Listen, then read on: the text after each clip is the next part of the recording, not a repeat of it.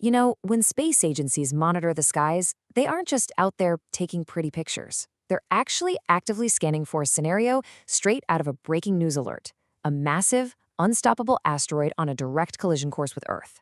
I know, it sounds exactly like the plot of some summer blockbuster movie, but it's a very real scenario that space agencies absolutely plan for. So welcome to today's Explainer, where we're going to unpack exactly what would happen if a massive space rock actually decided to strike our planet. So that brings us to the ultimate question, doesn't it? Would humanity actually survive? Well, the answer doesn't really come down to luck. It depends almost entirely on one absolutely crucial factor, and that is the asteroid's size. Literally, just a difference of a few meters can mean the difference between a really beautiful light show in the night sky and total global catastrophe. Okay, let's dive into this table. Asteroid threats scale incredibly dramatically based on their diameter. As you can see, we're going from small, meter-wide rocks that just cause some minor atmospheric fireworks, all the way up to giant 10-kilometer behemoths that are capable of literal planetary devastation. Let's take a journey through these distinct threat levels. First up, Level 1, small asteroids, also known as the shooting stars. These are between 1 and 25 meters. Fortunately for us, rocks of this size are super common and almost always burn up completely in our atmosphere. To us, they look like nothing more than bright shooting stars. Though I will say some of the larger ones can occasionally explode high up and create shockwaves loud enough to shatter your windows. Moving up to Level 2, medium asteroids, causing serious regional destruction. We're talking 25 to 100 meters here. So picture an asteroid roughly the size of a professional football field. A direct hit, or even just a powerful atmospheric airburst from one of these, could literally flatten entire forests or collapse buildings across a really wide radius. To put that kind of power into perspective for a second, back in 1908, a medium-sized asteroid exploded over the remote Tunguska region in Siberia. That single airburst flattened an astounding 2,000 square kilometers of dense forest. And get this, it didn't even leave a crater behind. The whole thing was entirely an atmospheric blast. Crazy, right? Things get much darker at Level 3, large asteroids, representing massive danger. These measure anywhere from 100 meters to a full kilometer. At this kind of scale, the danger shifts from just regional to straight-up catastrophic. The immense kinetic energy unleashed here could instantly affect millions of people. But the specific type of devastation from a Level 3 impact, that heavily depends on where it touches down. If a rock this size hit land, you're obviously getting a massive crater right off the bat. But that is literally just the beginning. The impact triggers violent earthquakes that shake the whole region, shockwaves powerful enough to level cities hundreds of kilometers away, and immense heat that sparks wildfires over vast areas. But wait, if it hit the ocean, the threat changes completely. The massive displacement of water sends these towering tsunamis racing toward coastlines at the speed of a jetliner. We're talking catastrophic flooding that could wipe coastal cities entirely off the map. And then we reach Level 4, giant asteroids, the planet killers. Anything more than 10 kilometers across, striking with the force of billions, yes, billions of nuclear bombs, an impact of this unbelievable magnitude would fundamentally alter life on Earth forever. And this brilliantly illustrates the domino effect of a giant impact. It's a terrifying ecological breakdown.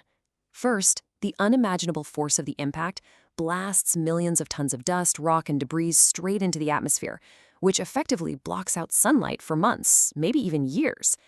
Without the sun, global temperatures just completely plummet, plunging us into an impact winter. And no sunlight means plants, the absolute foundation of our ecosystem, just wither and die. And without plants, the food chains completely collapse. The herbivores starve, then the carnivores starve, and it just leads straight to mass extinction. Now, this is not just some theoretical doomsday model. Scientists have studied the geologic record, and they believe this exact sequence of events played out roughly 66 million years ago. An asteroid, estimated to be about 10 to 15 kilometers wide, slammed into what we now know as the Yucatan Peninsula. That single event kicked off the exact domino effect we just walked through and directly contributed to the sudden extinction of the non-avian dinosaurs, along with nearly 3/4 of all plant and animal species on Earth. Which brings us to the water variable, the most likely scenario. Because remember, Earth isn't just a big ball of rock.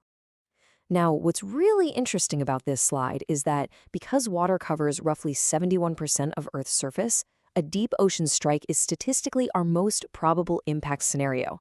And let me tell you, an ocean strike comes with its own completely unique set of horrors. Even if the asteroid doesn't hit a major coastal city directly, the impact blasts massive amounts of water and steam straight up into the atmosphere. This triggers wild, completely unpredictable climate changes just from the sheer volume of water vapor and dust. And of course, it generates those massive tsunamis, potentially hundreds of meters high, causing total coastal destruction across multiple countries all at exactly the same time. Okay, let's take a breath. Planetary defense. Can we actually stop an asteroid? Well, I have some good news for you. Unlike the dinosaurs, we have a space program. Space agencies all over the globe are actively monitoring thousands of near-Earth objects as we speak. Just look at how far we've come. 66 million years ago, Earth was just completely hopelessly defenseless against a giant impact. Fast forward to 1908, the Tunguska event still caught the entire world totally by surprise. But in 2022, NASA launched the DART mission. That stands for the Double Asteroid Redirection Test. By intentionally crashing a spacecraft into a small asteroid at incredibly high speeds, they successfully changed its orbit. For the very first time in our planet's history, humanity proved that asteroid deflection is actually possible. We are officially no longer sitting ducks. So, if you take nothing else away from this explainer, please let it be this. At present, there is no known large asteroid expected to collide with Earth in the foreseeable future. You can sleep soundly tonight. Astronomers are continuously scanning the skies, cataloging potentially hazardous objects, and our planetary defense systems are literally improving every single day to protect our planet. Yes, asteroid impacts are a very real natural hazard, but they are also among the most closely watched, heavily monitored threats in our entire solar system. Asteroids have undeniably shaped Earth's deep history, and it is entirely possible they'll influence its distant future too. The more we learn about our vast universe, the better prepared we're going to be to protect this pale blue dot we call home. But right now, I want to turn this whole thing over to you. If scientists discovered a giant asteroid heading toward Earth today, what do you think humanity should do first? I mean, do we try to deflect it like DART? Do we start digging underground bunkers? I'm absolutely fascinated to hear your survival strategies. Drop your thoughts down in the comments below, and as always, keep looking up.